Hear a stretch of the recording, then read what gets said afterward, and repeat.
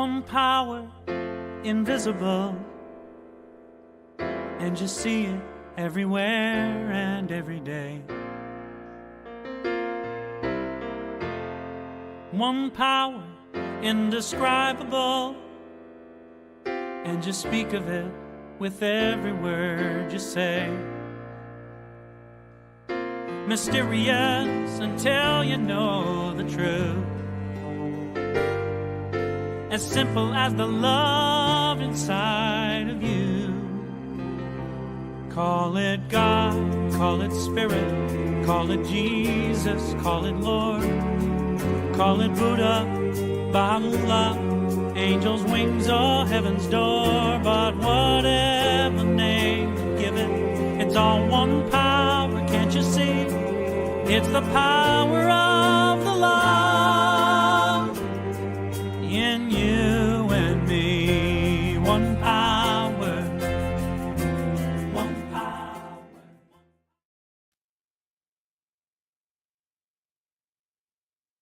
Good morning. Okay. Such is the nature of life that all it asks and all it wants is the opportunity to appear. You are that opportunity, and so am I, and so it is. Welcome, everyone, to CSL Midtown, coming to you this morning from Atlanta, Georgia. We're so happy that you've joined us today, and we welcome everyone, all people, no matter who you are or where you are in your life.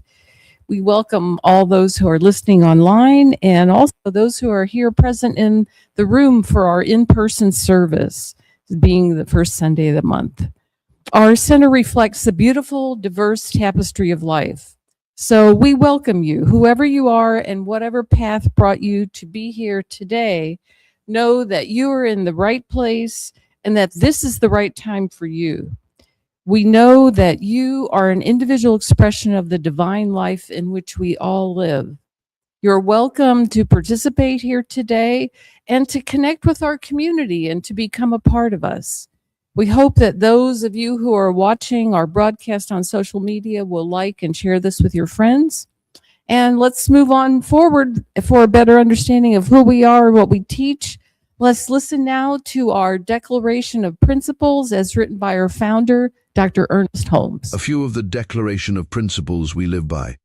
I believe in one God, one absolute power, and first cause to all things. I believe that this power is perfect love, and it creates out of a desire to express love.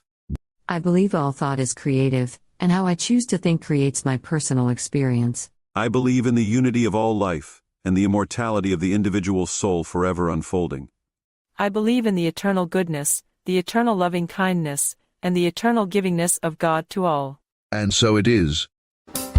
So grateful, hey.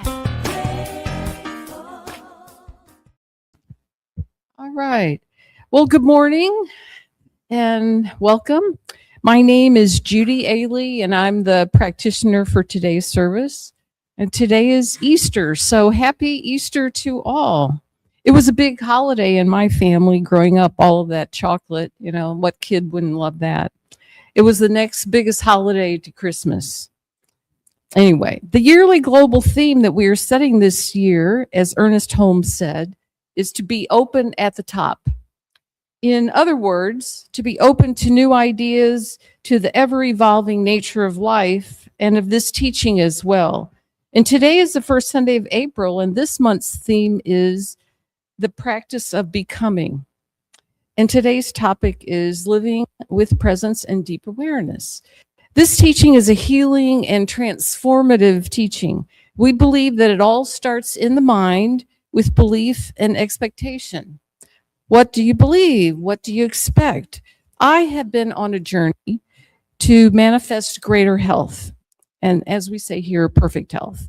One of the meditations that the adult study group read recently, actually it was last Sunday, in the Science of Mind textbook was entitled Healing of the Flesh.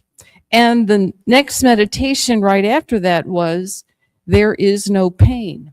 Here is that meditation from the textbook. There is no pain nor inflammation. All fear is swept away in the realization of truth. I am free from every belief in pain. The spirit cannot pain. I am pure spirit. I am free from all pain. Well, wow. I thought as I read this, I have really come a long way on my journey to be pain and symptom free. How did I do it? It all starts in the mind. But isn't the pain that I feel in my body pointing to something that's wrong in my body? Maybe, or maybe not. I had some symptoms of pain in my body that no medical doctor could say what they were from. I had all the tests, had all the scans, everything came back, it was fine. So to me, this pointed the way to my mind or my belief or my expectations. So what did I do? It feels like pain in my body. The sensations are real. No one's going to tell me otherwise. Don't tell me it's all in my head. But maybe it is in the way I have been thinking and expecting life to be. But here is what I did to let it all go. The first thing I did was that I stopped responding to any pain or sensations with worry or fear. I even stopped calling it pain. I started calling them safe sensations. Having conversations with my pain that allowed me to just relax into the feelings and to even welcome how I was feeling. Then I learned to wear the pain loosely. I really didn't want to be so attached to it. I started telling my mind that my body was structurally sound, that there really was nothing wrong, you've been checked out, and that there was no need for these sensations at all. That the truth of me is that I am pure spirit, so I don't need to have this at all.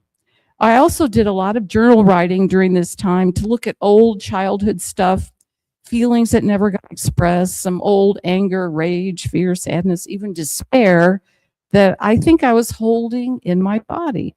The combination of these things has worked for me. So yes, I did change my mind. I changed my thoughts and my expectation and my pain. It was mostly back pain, some other stuff. And my pain has gradually gone back to the nothingness from which it came. So that's my lesson for this morning. So I'm going to transition now into leading us in a spiritual mind treatment. So if you would just get yourselves nice and relaxed, take a couple of nice, slow, deep breaths, and bring your attention to being right here in this room, in this present moment. And as we do that, as we let our thoughts focus on being right here and letting go of what we've been thinking about, letting go of what we're going to be doing after this, or what we've been worried about or concerned about, we just let all that stuff drop away and know that this presence, this spirit, that God is all there is, that this power is present everywhere. It's in other people. It's in us. It's in our very cells of our body. It's in the trees around us. It's in the beautiful spring flowers. It's in the rain that's gently coming down today. It is everywhere present. It's in every situation that we are in, every desire that we have in our lives, every person that we meet. And as I know that spirit is everywhere present, I know that I am one with it. I am totally connected with spirit down to the very cellular level of my body. I am never separated from this power, and that this is a power for good. It expresses in the world as love, as peace, as vibrant health, as prosperity, as wisdom, as endless creativity. So I know that I am connected to all this, and that it is at my disposal to use in my life and to express as me. I know that I bring good to wherever I come, and that each person here brings good to whatever situation that they are in. I know that today's message is good, and that we each hear and learn exactly what we need to hear and learn today, because we are ever evolving in our understanding of how to use this teaching in our lives in greater and greater ways. I turn away from any idea of worry, fear, doubt, ideas of limitation, ideas that I'm not good enough, ideas that it's just one bad thing happening after another. I let go of all that stuff because that's not the truth. The truth is that this presence and this power is everywhere, and it is a power for good. And it flows through my life as I allow it to do so. So I release this treatment now, knowing that it is so, and I am grateful. And as we say together, and so it is. I think we have some music next. Diana Ross, I'm coming out. Woohoo!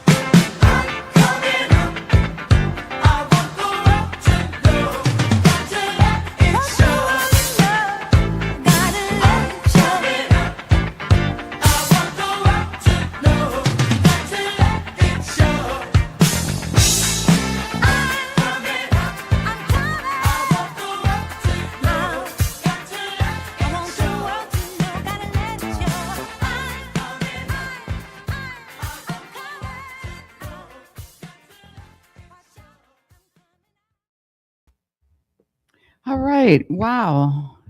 It's a blast from the past. That was great. All right. Well, today we welcome back to our center as our speaker this morning, Reverend Dr. John Karn. He is a religious science minister for the Emerson Theological Institute.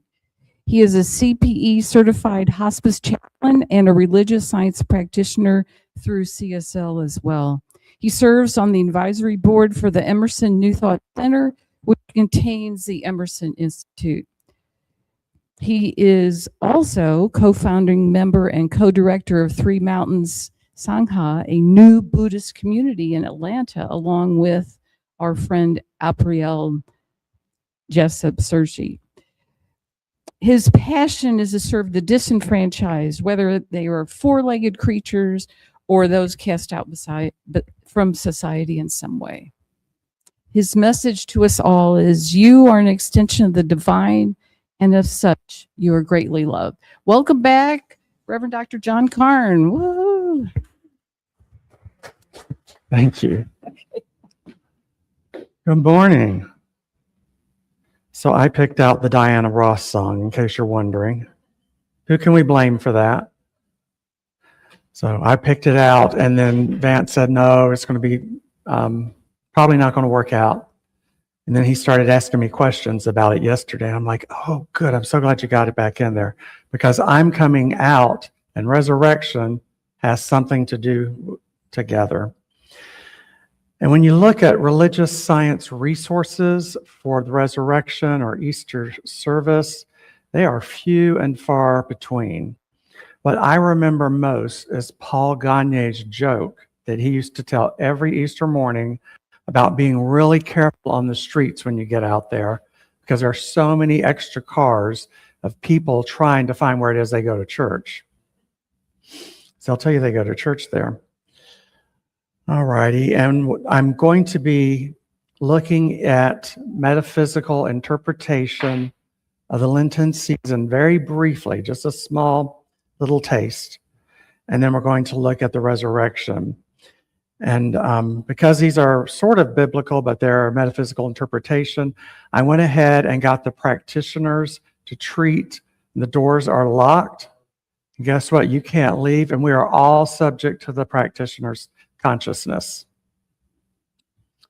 So the question people have about the resurrection is the validity of it. Is it a true story? What do you think? And what I do when confronted with that kind of question is I look back to the books of the Bible where it was referenced. Who said it first? What did they say? Usually the first one doesn't say what the other ones are saying.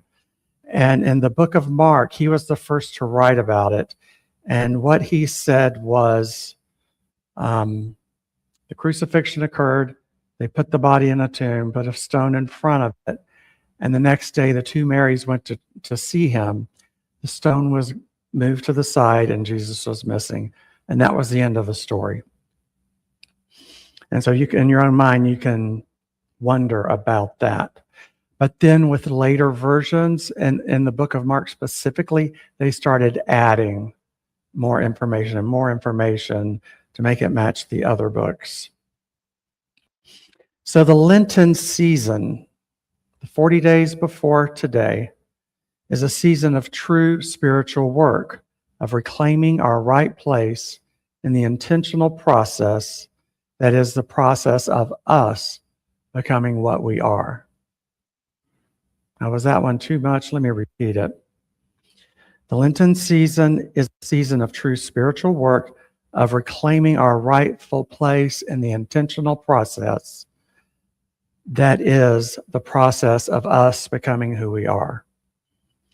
Doesn't that sound like spiritual practice, spiritual unfoldment, something we can learn through spiritual mind treatment? So the process of the resurrection is very much in alignment with our spiritual principles when we're looking at it from metaphysical perspectives. On my own journey, I came across Charles Fillmore's book, published in 1953, called Keep a True Lent. And this book was written or put together after he had died by his students, which I think is interesting because the disciples taught their students, and as they died, the students put together the various books in the New Testament. So keeping a true Lent makes sense to me. It's the first thing that made sense to me. And so for fasting, fast from negative thoughts. He encouraged his followers to fast from criticism, condemnations, belief in lack or sickness. Feast on spiritual truth. What would that be? Contemplation about positive, life-giving ideas like love and strength, abundance, gratitude to align your mind with the God mind. And here we're seeing the word God mind. And I think Judy may have used a similar phrase during her treatment. Take time for communion with God. And Charles Fillmore put it as private communion with God. And as you remember, going to your prayer closet to pray versus putting on a big theatrical prayer out there. And so when I look at the scripture where Jesus had said, go into your prayer closet, I think what he's saying here, and in this Charles Fillmore book, is go within for your time of communion. I believe in here is the prayer closet. And then there's an inner resurrection. Do the work for 40 days, as I outlined it. And that's enough time to cross out false beliefs symbolized by the crucifixion. And this can help you make your way for resurrection of spiritual consciousness. And don't forget this. Jesus came to be the great example, not the great exception. So if Jesus can have a resurrection, guess what? So can I, and so can you. He did not say my resurrection is sufficient for all. He said, if I can do it, so can you. Here's a fact for you. If anybody has ever done anything, then anybody can learn how to do the thing. So what we're seeing and what we're learning is totally possible. The significance that Jesus was crucified and entombed with a boulder covering the opening, and then that boulder being moved, is a reminder that the power of the Creator is always bigger than the problem, and so are we. I believe that's the message of moving the tomb. The boulder. You see, the tomb was never meant to be a permanent resting place. And so as we open up ourselves to the teaching, we give thanks that the path is already made clear for us. The light is on, and we can see where to take that first step. Even if we can't see the full journey, we can see the first step. We take that step, knowing the light is on, the path has been made clear, and the next unfold. We just follow our intuition or our guidance around that. And now know that not everyone pops out of the tomb like Diana Ross singing, I'm coming out. Some people are content with being in the tomb. That stuff out there might be stressful. I have a nice recliner chair I've brought into the tomb. I'm good with staying there. The tomb in Israel is a little bit cooler than it is out there. And there's no need for me to go out there and try and grow or be challenged. I'm happy where I am. So this is about us all becoming all we can be on the journey of unfolding consciousness, which to me sounds like the path of spiritual mind treatment, which takes us through our path of spiritual unfoldment. And so if we are also to experience a resurrection over the obstacles and barriers that would keep us entombed, we have to be willing to change the way we think, what we believe, and what we do. So put this in your notes. The way I think about an experience will determine how I respond to it. And if I think about the experience of the resurrection as just a wonderful thing for Jesus, then I'll think my only responsibility is to celebrate it. But if I think about the resurrection of Jesus as something that's real for me, then I've got some work to do. So let me ask you this: what entombs you? Are you entombed by a diagnosis of a well-meaning doctor? Are you entombed by past experiences that have you driving the wrong way down a dead-end street? Are you entombed about or by relationships that do not complement you? Let me say it again. Are you entombed by relationships that do not complement you? Are you entombed by more month than there is money? Are you entombed by pain, anger, and fear that you just don't be able to seem to shake? What entombs you? And when it comes to having a resurrection experience that is real, it begins with the realization that the stone has to be rolled away before I can ever come out. And I'm coming out.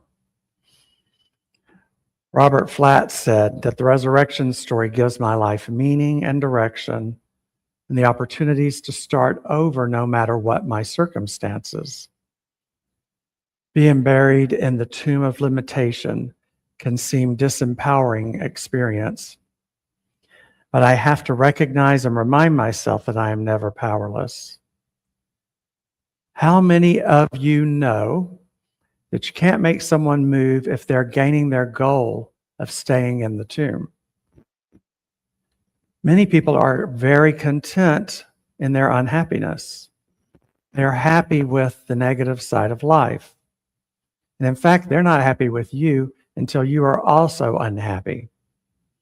So if you're sitting next to one of those, just keep your eyes here on me.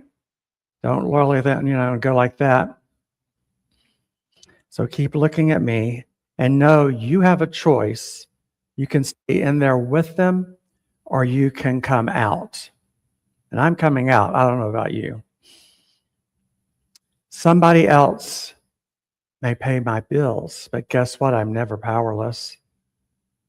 Someone may need to care for me, but I'm never powerless. I'm power-filled.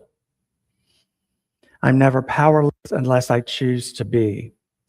So even if I give my power away to the obstacle, I'm never apart from my source. We cannot be separate from our source, period. The way that works for me to remind myself, and I like to teach others, actually comes from A Course in Miracles, but this is the one I like the best. It's I am an extension of God. I am an extension of the power that is. I am the extension of that creativity. And so if I am an extension, this is like my fingers are an extension of my hand. This is all connected. This all works together. It's the same stuff. There is no me and a little light inside or some power up there that I can't see that I'm energetically connected to. I believe every single cell of our body is God. There's no place that is not God. And when we give our attention to that, guess what? Great healing occurs. I used it quite a bit when I was recently in the hospital. They would try to give me news to prepare me for a bad outcome. But I would go into treatment. I'd remember that I am connected to God. And there's nothing wrong with God. God's health is perfect. And that was what got me through that. And I really believe it. So I think it happened really quickly for me. And so the source of us has the power to roll back the obstacle, to clear the way for us to go out the tomb door entrance. There's a story that I like about a soap maker and a teacher. They're taking a walk together, In my mind's eye, I see them walking like in the area of Ralph McGill Boulevard. They're walking up the steps, walking around on the sidewalk. They see nice things that are going up, and they see poverty as well. And the soap maker says, look at all the violence and the poverty and all this trouble. After thousands of years of study and lessons, there's still problems. And the teacher walking with her did not respond. They kept walking, and eventually the teacher saw a child playing in the dirt. And of course he was dirty. And the teacher said, look at that child. You would think with all the soap in the world, that child would be clean. And the soap maker said, well, yes, but when it's used, the child is clean. And the teacher said, yes, and so it is with truth. It's useless unless it's used. And this reminds me of Johnny Cochran. It works when you work it. I said Cochran, didn't I? Johnny Coleman. I've done that twice now in front of people, not just at home. The power lies within us already. It's dormant until we activate it. The second thing we have to direct our thoughts to is where we want them to go. I'm not telling anyone here something you haven't already heard, but if you're entombed by something, there is some belief that is keeping you there. Eric Butterworth said, you are always on the side of your problem or you're on the side of your solution.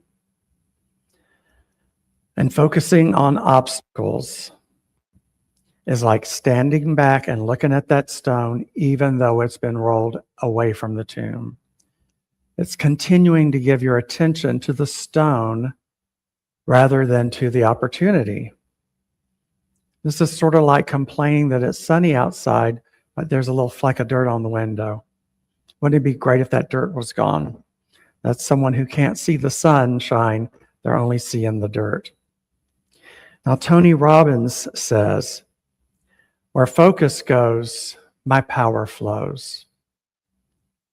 And so I have to be able to sharpen my focus so that my activity moves me in the direction of what it is I want to experience. So when we get out of the tomb, let us focus on what we're going to do when we make the decision to get out.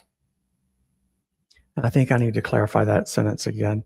So when we want to get out of the tomb, let us focus on what we're going to do when we make the decision to get out. So if I focus on that stone that's already been rolled away, and I think of it as myself feeling unworthy, feeling fear, feeling past mistakes, all of those beliefs are in the stone. But if I focus on resurrection, I have the energy and the motivation to leave this tomb. We change our mindset, we're able to exit the tomb. I'm coming out. I'm coming out of that tomb. What's next on the agenda? This is something I use with people that have an insurmountable problem in their mind that they're facing. And yes, I've actually started using it on myself as well, trying to think, well, if I tell other people this, I can do it too. Ask the person, so what are you doing next? So you got that at noon. What do you have on your plans for 12:45 or 1 p.m.?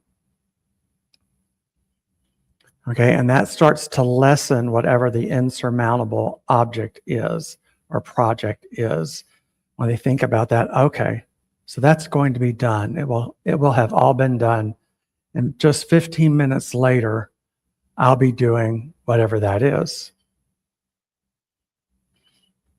So that is a very good way to take something insurmountable and cut it down to size. Interestingly, this is another little nugget. Jesus went into the tomb one way, dead, and he came out of it later transformed. And so the people that wrote this were making a point that when you go through that process, you will be changed by it. His face shone like the sun. If you look at the earliest versions of the story in Mark. And then, of course, I've already told you his later versions were updated. The other versions out there say his body was a physical body and they could touch it. And so I think that's important to know because we're in a physical body. We are still going to be made flesh whenever we go through whatever that is that we're overcoming. If we're going to roll back the stone and come out of the tomb, we're going to have to move our feet. And as good religious science people, we've all heard that before. Let us use our teaching. This is the best way I know of to move that stone and walk out of what really is our self-imposed entombment. There's nothing we can't overcome, and we can't blame somebody else for why we're there. We were just going on the journey. Let us claim our freedom and our power right now, knowing where it comes from. And that's from within us. And so if we're not doing the work that moves the stone out of the way, we're conditioning ourselves for permanent entombment. I don't want to be training myself to tolerate being entombed. Let us not settle for things that don't work for us. And if we move before the pain becomes too bad, we are moving by inspiration rather than desperation. And I prefer to be moving by inspiration. I don't know about you. A lot of people will not take action until the pain becomes unbearable. David Barrett used to say to us, how bad does it have to get before you make the change? Well, there are wildlife webcams. I don't know if you guys or how many of you are aware of them that naturists will put up like above an eagle's nest or, near a bear's cave. And one of the eagle nest ones I watched, and initially you see the mother eagle putting together the nest. Something's driving her to do that, something from within. She lays her eggs. The eggs hatch, and you can see the little babies. And then she flies off to get food and brings it back. And then after a little while, she starts feeling like, this feels cramped. This could be her tomb. I don't want to be cramped anymore. So she pops one baby out of the nest. And then she pops another one out of the nest. And they are just falling down this cliff. There's like no place to land. And there's ocean at the bottom. The babies will put their wings out and feel some resistance from the air. And then that makes them fly off. And so they learn that they can fly and that they can go high. And so is moving by inspiration. What seems impossible for the chicks is totally possible. And what seems impossible for us is also possible. Nature is showing us. It's saying, look, pay attention. We're all here, all mixed together with all that is, because it is all God. And sometimes that's where the answers are. And so this is all about knowing our truth, right? We're talking truth principles here. Claiming and naming our connection to one and all. Choosing to feast on words of affirmation. practicing gratitude, treating and moving our feet. And so I encourage you to go ahead and make a commitment to come out and spread your wings so you can fly. And what you'll realize is that your altitude goes higher and higher. And that thing that looked like it was an insurmountable problem is now seen through the view of your rearview mirror. So I'm coming out. I trust that you are too. Blessings to all.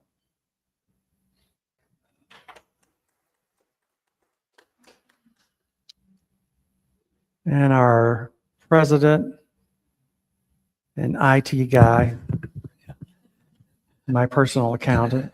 Yeah, right. Coming. Thank you, Reverend Dr. John Karn. An awesome talk this morning. Coming out, it took me a while to get my head around that, but we got it.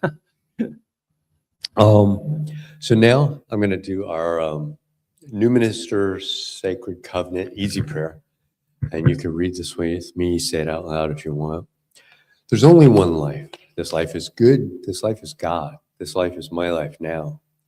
And knowing that I am one with this life that is God, I therefore know that I am one with all of its blessed expressions, which includes the presence of a new minister for my beloved spiritual community. Because I know that the highest purpose of my new minister is to express spirit, I therefore know that my new minister is a revelation of spirit as principle. I further know that my new minister is the fulfillment of that which has been promised by God. For it is written, principle is not bound by precedent. It operates according to law, and it is always available to those who are willing to align themselves with it. As I stand in agreement with my beloved community, I see my new minister before me as informing spiritual oneness through wisdom, love, and authenticity. I now intend to experience my new minister in full cooperation and agreement with my community, knowing this truth about myself. For I am inspired to live as love in the expression of principle. I am awakening the wisdom within me by clearly communicating the principles of universal truth. I am a conduit of divine love, wisdom, and healing energy, recognizing the inherent wholeness within all beings. I'm offering teachings, classes, and mystical studies grounded in spiritual principles to cultivate inner wisdom, personal transformation, and empowered living. I'm extending the love, compassion, and transformative power of spirit into the wider community, fostering connections that heal, uplift, and support individuals in their unique journeys. As I now accept the highest expression of a new minister into my life, I know that they will be revealed in a way that will express spirit and serve the highest and greatest good of all who are touched by their presence. I am grateful. God is gracious, and so it is. And now we come to our time for, and whoop, there's a basket in the back for those of you in the room that want to donate there. And you can donate online. You can click the QR code or go to CSLMidtown.org, and that will take you to, you can do a one-time. You lose your microphone. What? Oh, there it is. It's still, mic's not behaving properly. Okay. So now let's say our affirmation of prosperity. I live in a universe of abundance. As I freely and joyfully give, I join in the divine flow, and all that I share with life returns to me multiplied abundantly. And so it is. A couple of announcements. Next week, we will be back online, and we've got back with us Reverend Dr. Ron Fox, and Becky Fox will be a practitioner that day. And for those of you that want to know more about the science of mind and study, there's a 10 a.m. on Sundays study group that meets on Zoom. So you can go to CSLMidtown.org, go to the Zoom meeting, and join that discussion group. They're going through, you're about finished with this science. No, you still got all that to go. Okay, all right. So it's a very big book. So it's a lot to go. So they're working through that. So now let's say our affirmation of life. I leave this place now knowing something better than I knew before. I go forth into the world with a heart full of love and a mind full of good sense. I look at the world in a greater way, knowing that I have within me everything I need to create the life I desire. I give thanks for this understanding, and I am grateful for the spirit of life that lives through me. And so it is. So I'm going to do something for the online people. There's a few of you on there, and we'll have a quick chat on that. I can turn it around. I can turn the camera around. We can have a discussion group. We get the potluck going in here. So we're going to move the tables around to do that. And then I'm going to check with everybody online and see if they want to stay and participate in the conversation. Thanks.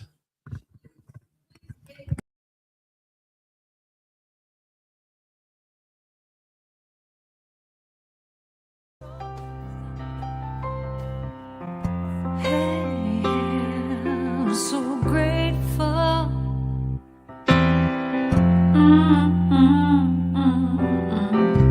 I'm so grateful. I'm so grateful. I'm so grateful for all that I have. I'm so